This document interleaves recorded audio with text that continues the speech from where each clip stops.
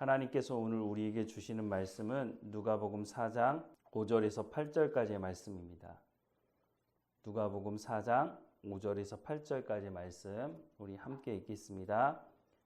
마귀가 또 예수를 이끌고 올라가서 순식간에 천하 만국을 보이며 이르되 이 모든 권위와 그 영광을 내가 네게 주리라.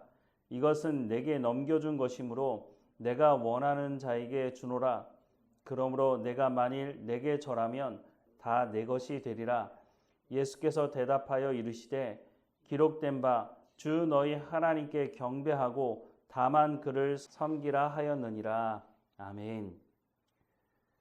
예수님께서 시험 받으실 때 마귀가 이런 말을 합니다. 내가 하나님의 아들이거든. 마귀가 예수님이 하나님의 아들이라는 걸 몰라서 이 말을 하는 걸까요? 예수님이 사역할 때도 보면 귀신들이 가장 먼저 예수님이 어떤 분이신지를 고백하고 있습니다.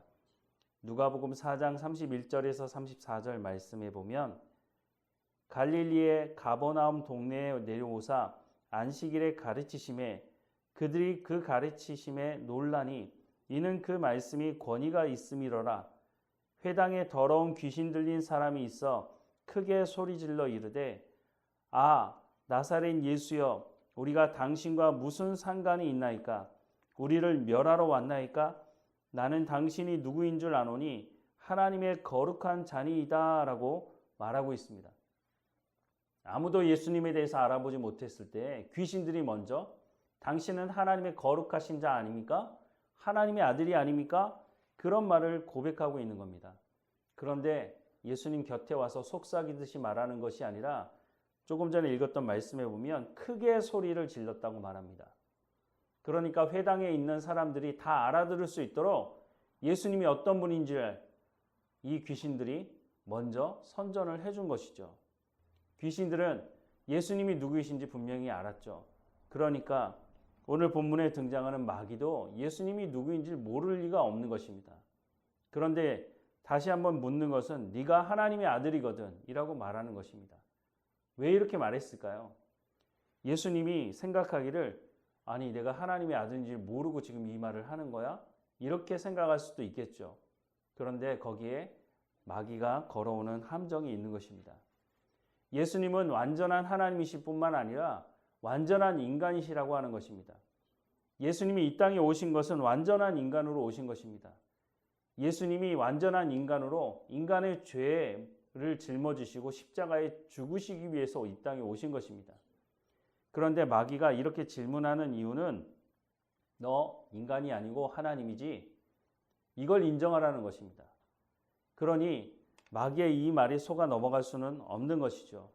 예수님이 인간으로 이 땅에 오셔서 인간의 고통을 감수하시고 인간의 죄를 짊어지시고 하나님 앞에 또한 이 죄의 문제를 해결하기 위해 오셨기 때문에 하나님의 아들이냐고 물었을 때에 그것에 속아 넘어가지 않으려고 하셨다는 것입니다. 예수님께서 두 번째 시험을 당하는 부분도 오늘 본문을 기록하고 있는데요. 5절부터 8절 말씀을 다시 한번 읽어보면 마귀가 또 예수를 이끌고 올라가서 순식간에 천하 만국을 보이며 이르되 이 모든 권위와 그 영광을 내가 네게 주리라. 이것은 내게 넘겨준 것이므로 내가 원하는 자에게 주노라. 그러므로 내가 만일 네게 절하면 다 내 것이 되리라. 예수께서 대답하여 이르시되 기록된 바 주 너희 하나님께 경배하고 다만 그를 섬기라 하였느니라 라고 말씀을 하고 있습니다. 첫 번째 시험도 마찬가지지만 두 번째 시험도 모든 인간이 경험하는 시험이기도 한 것입니다. 모든 인간이 권력을 가지고 싶어 합니다. 그래서 수단과 방법을 가리지 않고 그 권력의 자리에 올라가려고 하죠. 오늘도 마찬가지 아닙니까? 어떻게 해서든지 그 권력을 가져야 그래야 그 권력을 가지고 많은 재산을 쌓을 수 있다고 생각하기 때문에 수단과 방법을 가리지 않고 어떻게 해서든지 그 권력을 잡는 자리에 나가려고 하는 모습을 보게 됩니다. 그런데 마귀가 하는 얘기를 들어보면 이게 정말 마귀의 말이 맞나? 하는 의심을 가질 필요가 있습니다. 말씀을 다시 한번 보면 마귀가 또 예수를 이끌고 올라가서 순식간에 천하 만국을 보이며 이르되 이 모든 권위와 그 영광을 내가 내게 주리라. 이것은 내게 넘겨준 것이므로 내가 원하는 자에게 주노라 라고 말씀을 하고 있습니다. 그런데 좀 이상하지 않습니까?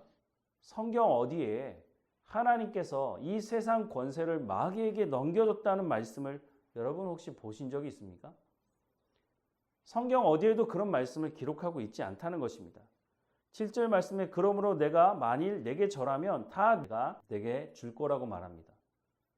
아니 받은 게 없는데 어떻게 준다는 말입니까? 마귀가 속이는 것이죠. 사람들 안에 무의식적으로 자리 잡혀 있는 잘못된 생각을 하고 있는 것이 있는데 마귀가 하나님과 견질 수 있을 만큼 능력이 있고 권세가 있는 존재라고 하는 생각을 사람들이 가지고 있다는 것입니다.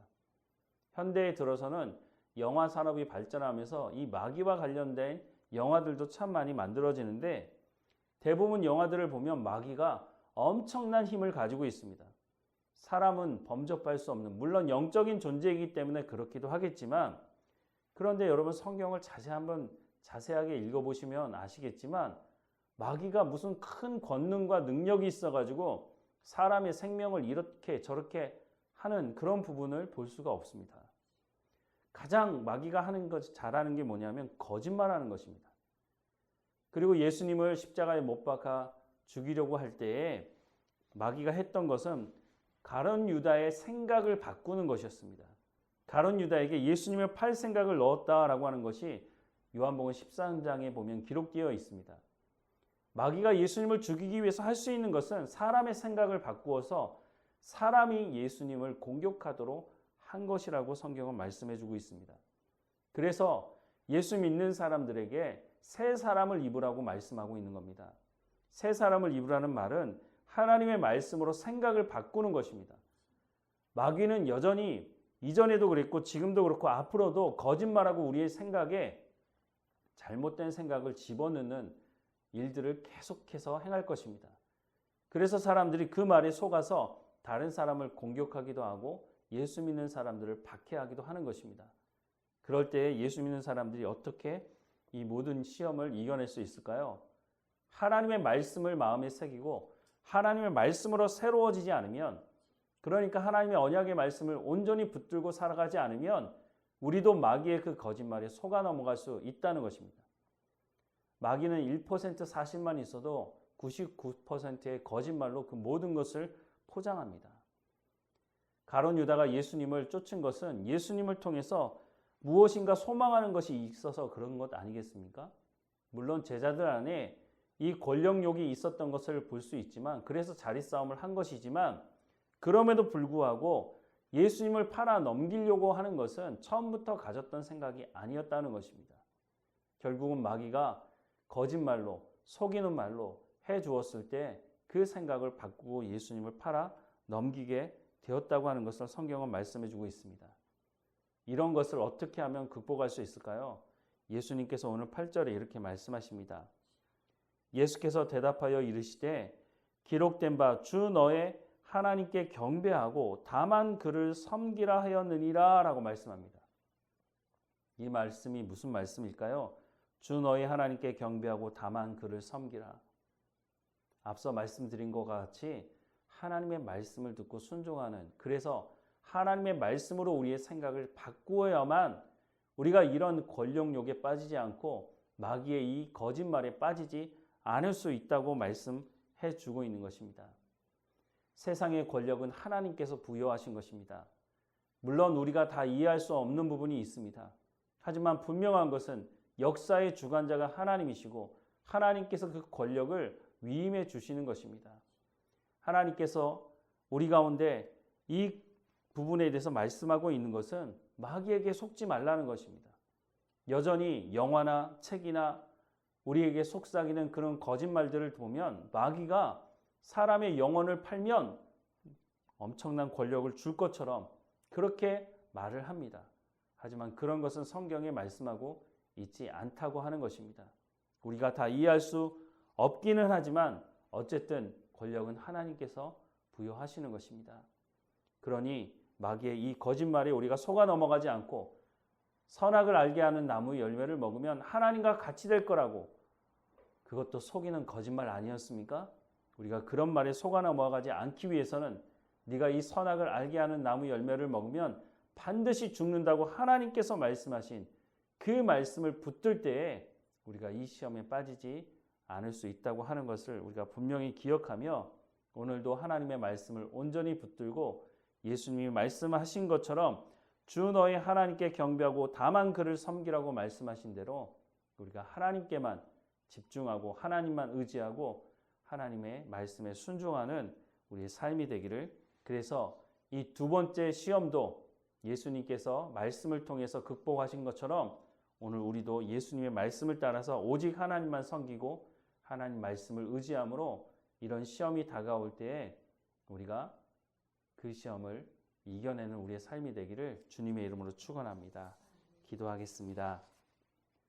사랑하는 하나님, 우리가 살아가는 이 땅 많은 사람들이 이 권력을 가지기 위해서 때로는 자기의 영혼도 판다고 하는 말까지 합니다.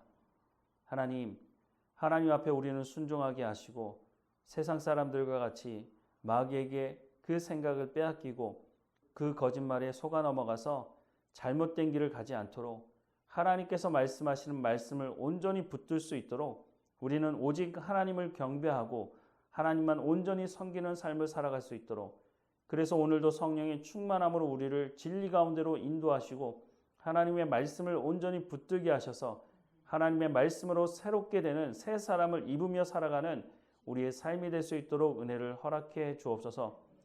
하나님, 우리 가운데 시험이 있을 때 하나님의 말씀을 온전히 붙들므로 그 시험에 빠지지 않고 그 시험이 있을 때 하나님께 더 가까이 나가며 위로부터 오는 지혜, 하나님의 말씀을 구하며 하나님과 동행하는 우리의 삶이 될 수 있도록 은혜를 허락해 주옵소서. 오늘도 하나님 앞에 감사하는 삶이 될 수 있도록 우리가 만나는 사람들과의 관계 속에서 우리가 하나님의 사람인 것을 증거하는 삶을 살아갈 수 있도록 우리가 하나님의 말씀에 순종함으로 선을 행하는 삶을 살아갈 수 있도록 하나님 인도해 주옵소서. 우리가 복음의 증인의 역할을 온전히 감당할 수 있도록 하나님 인도해 주옵소서. 늘 우리와 함께 하시고 우리를 인도하시는 하나님께 감사하고 예수님의 이름으로 기도드립니다. 아멘.